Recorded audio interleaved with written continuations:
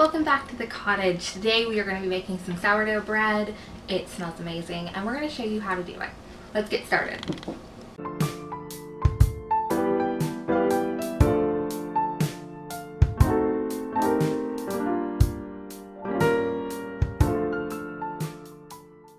Okay, we're going to start with our water and we're going to pour it into the bowl of our mixer. If you don't have a mixer, this can absolutely be done just in a bowl with your hands, but a mixer is going to make it a little easier.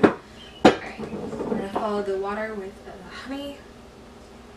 You can use any kind of honey. We're using raw honey just because it's a little bit better for you. Just going to use my finger to slide the rest of that out. There we go. Alright, we're going to follow that with salt. And we're using a pink Himalayan, again, just because it's a little bit better for you, but you can use whatever. In goes the yeast after that. Active dry yeast instead of instant yeast. You're going to want to add 25% more.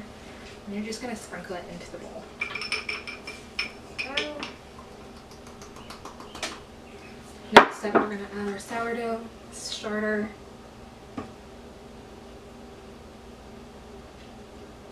I'm going to need a spatula to get this one out.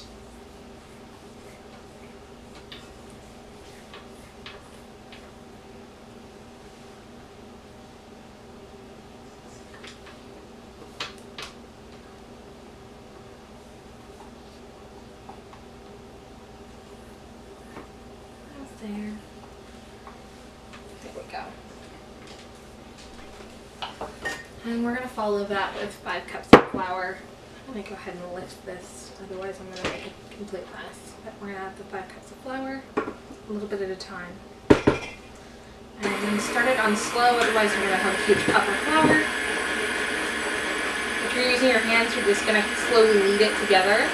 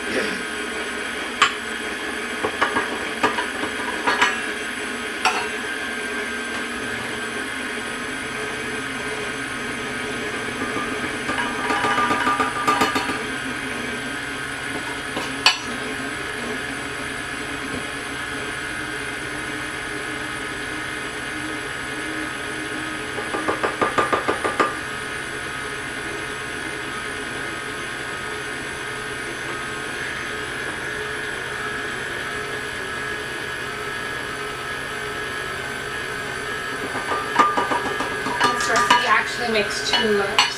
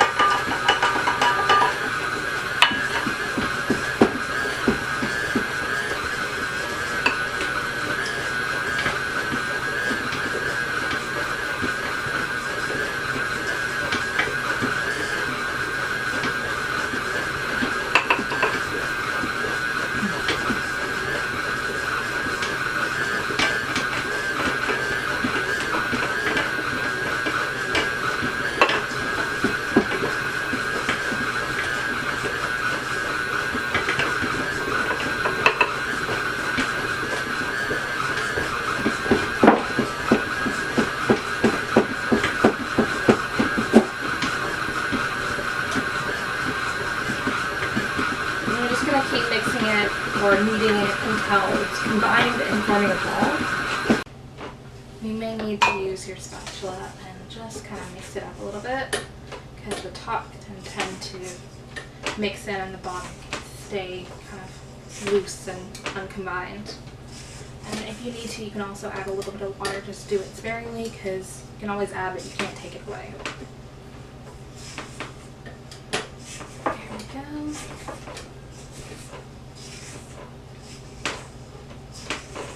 And I'm just kind of scraping the sides of the bowl down. Let's get this off of here.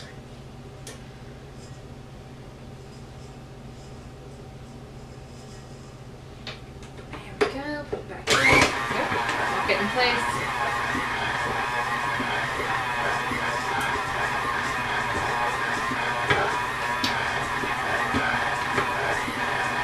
That's working much better.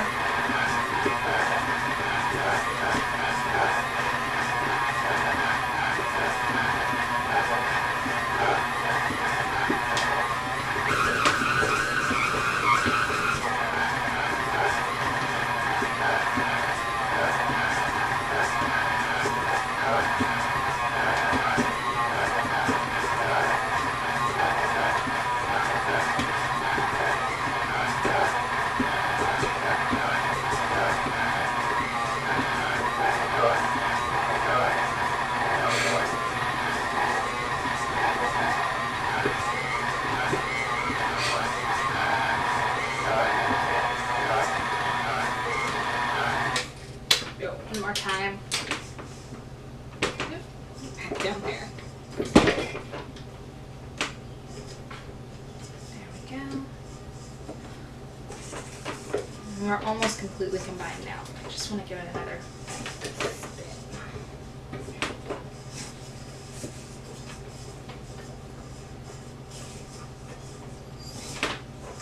And if you can't get it to combine in the mixer, you can always pull it out and put it on your counter and just work with it with your hands until it's all combined.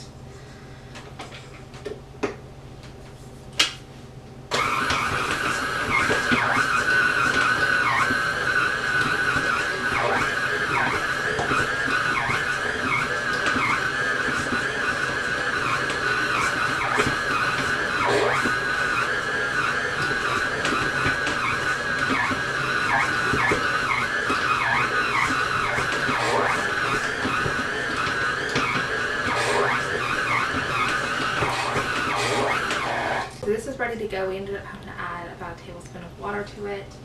And now it's time to let it rise. So you're going to get a big bowl. And I like to use olive oil to let my bread rise in. You can use anything. You're just going to add a little bit and then brush it around the sides and bottom of your bowl. Just like that. Make sure this is unlocked. And we're going to take the bread out of the bowl. And I like to form mine into a better ball than it is when it comes out of the mixer. Just kind of like that. Doesn't have to be super pretty.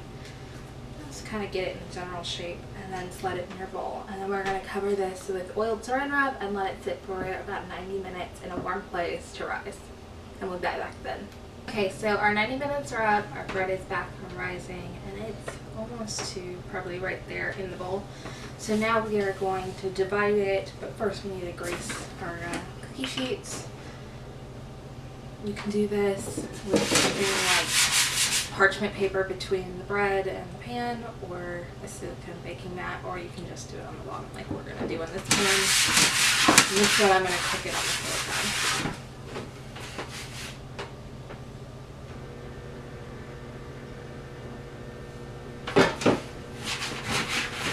Lightly grease it. There we go. Alright. Now we're going to do it like this.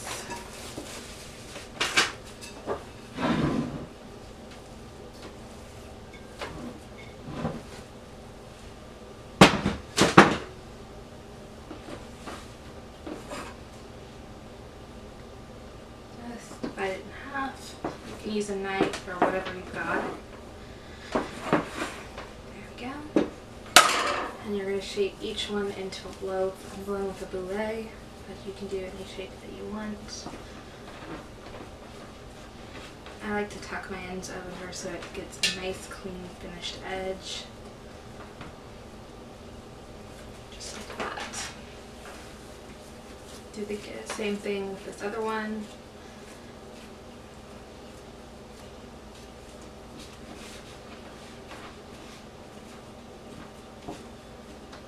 There we go. And then we are going to dust just a little bit of flour on top.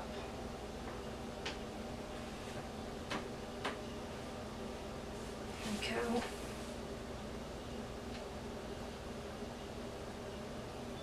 Doesn't have to be a ton. And then we're going to make a slit across the top. Okay, so you're just going to make a slit on the top of the bread. You can do any shape or pattern that you want to. I'm just going to do something kind of simple. You don't have to press super hard.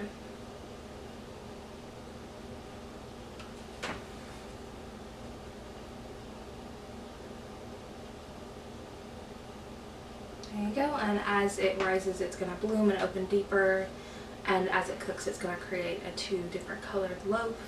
The flour on top is going to help it really stand out, so you've got light and dark on the top of your loaf.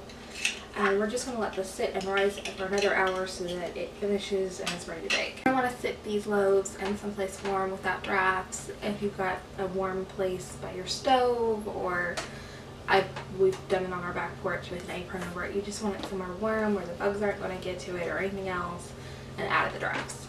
So the hour is up and these are ready to go in the oven. You're going to want to preheat your oven to 425, and then we're going to bake this for 25 to 30 minutes. Our bread is fresh out of the oven and completely done, and it smells absolutely heavenly. I hope you enjoyed this video and you try making your own sourdough. I bet you're going to love it. We'll see you next time at the cottage.